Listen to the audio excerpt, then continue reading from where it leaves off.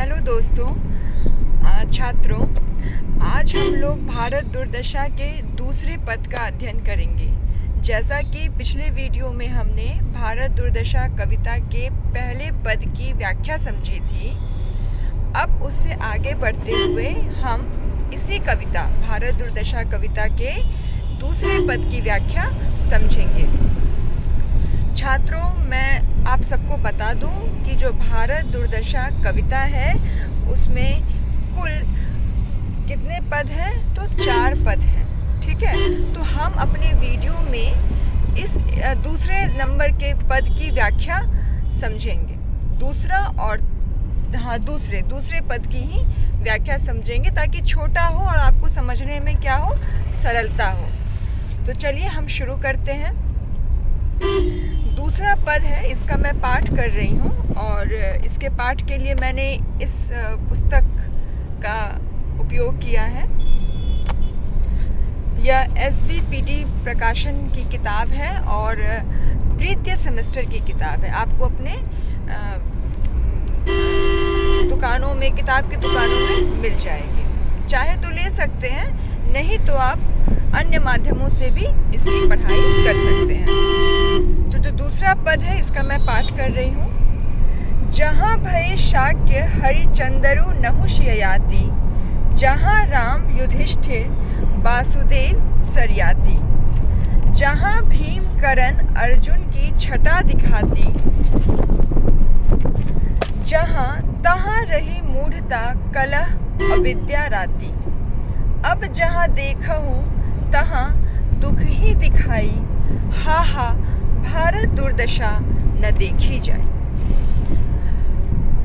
तो छात्रों, यह है दूसरा पद। अब आप इसको लिखेंगे कैसे वो मैं बताती हूँ। सबसे पहले तो आप संदर्भ लिखेंगे। संदर्भ में आप क्या बताएंगे कि प्रस्तुत पंक्तियाँ भारत दुर्दशा शीर्षक कविता से उद्धृत है।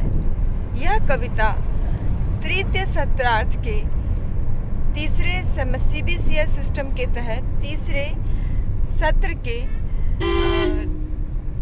तीसरे पत्र, जी हाँ, तीसरे मेजर कोर्स के पत्र में संकलित है और यह कविता भारत दुर्दशा नाटक के पहले अंक में प्रयोग में लाई गई है। ठीक है, पुनः मैं अपने छात्रों को कहूँगी कि आप अपने साथ कॉपी और कलम रखिए और जो मैं बता रही हूँ, जहाँ जहाँ इम्पोर्टेंट लगे छात्रों आपको, उसको आप क्या कीजिए, अपनी कॉपी में नोट डाउन करते जाइए। ठीक, तो संदर्भ की इन बातों को आप बताएंगे कि यह कविता, यह पंक्तियाँ इस कविता से ली गई है, भारत दुर्दशा कविता से ली गई है। इसके रचनाकार कौन है छात्रों?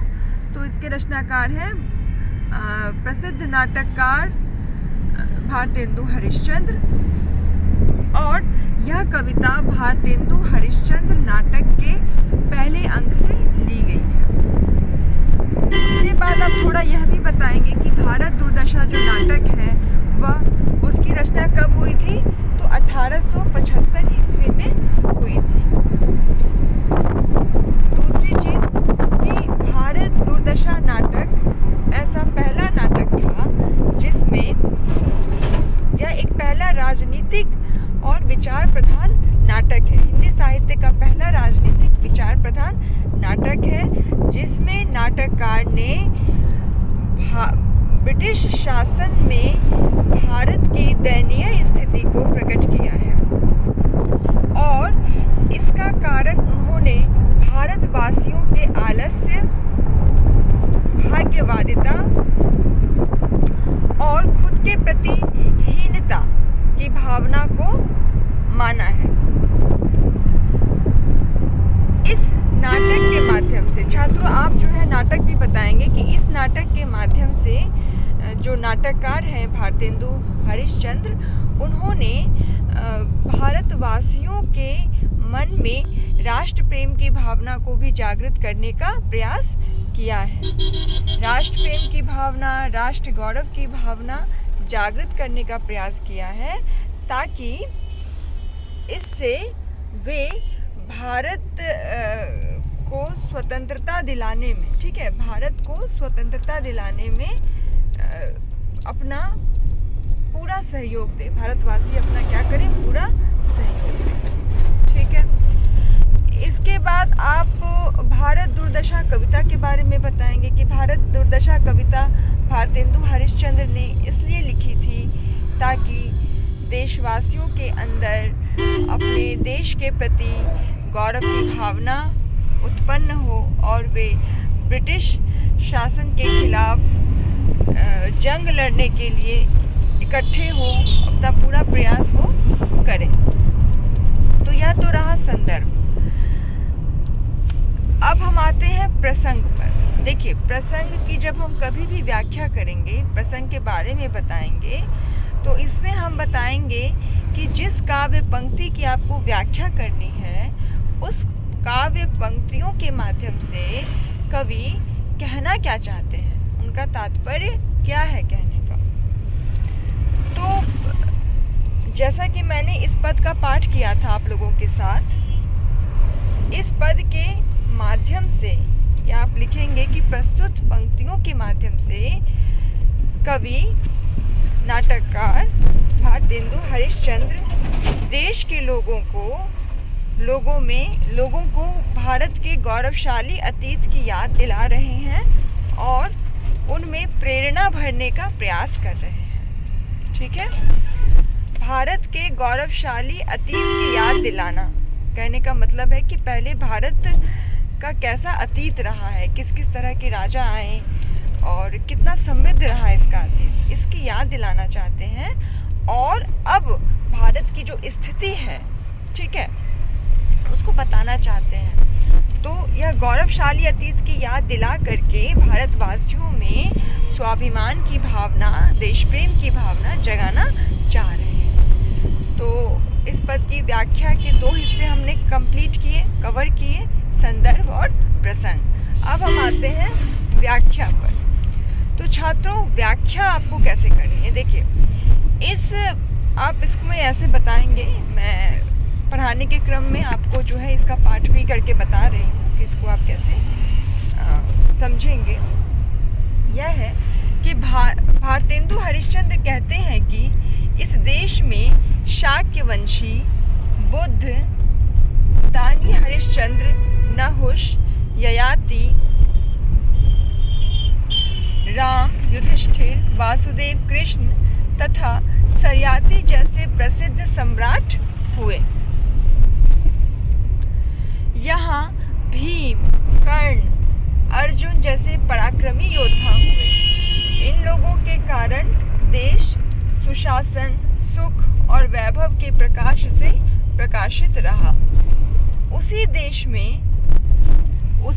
में जहाँ ऐसे वैभवशाली राजा रहे, इतना वैभवशाली गौरवशाली जिनका अतीत रहा, उसी देश में पराधीनता के कारण मूर्खता और कलह की अविद्या ने अंधकार कर दिया है। आज सर्वत्र दुख ही दुख की छाया है। मतलब आज सर्वत्र दुख ही दुख क्या है छात्रों? छाया है।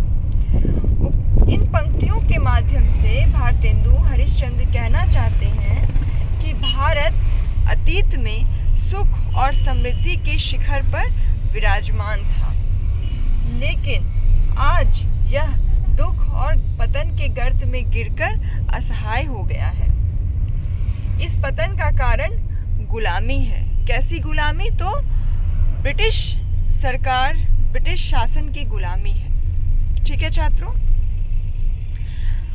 अब आप क्या करेंगे? व्याख्या हो गई, अब आप विशेष लिखेंगे कि विशेष में क्या क्या चीज़ें आएंगी। तो विशेष में क्या आएगा? विशेष में है कि हा हा, मतलब जब आप कविता को आप पढ़ेंगे, इस कविता के दूसरे पद को पढ़ेंगे, तब कवि ने हा हा शब्द का इस्तेमाल किया है जो विस्मयादि बोधक चिन्ह है। इसमें हम एक और बात देख सकते हैं कि यह इसमें पुनरुक्ति प्रकाश अलंकार भी है। दूसरा कि दुख ही दिखाई, पद को ध्यान से पढ़ें तो हम देखेंगे दुख ही दिखाई। दुख ही दिखाई में कौन सा अलंकार है? तो अनुप्रास अलंकार का प्रयोग है। फिर क्या है कि इस पद में तीसरा बिंदु विशेष का कि इस पद में लयात्मकता व गीतात्मकता है।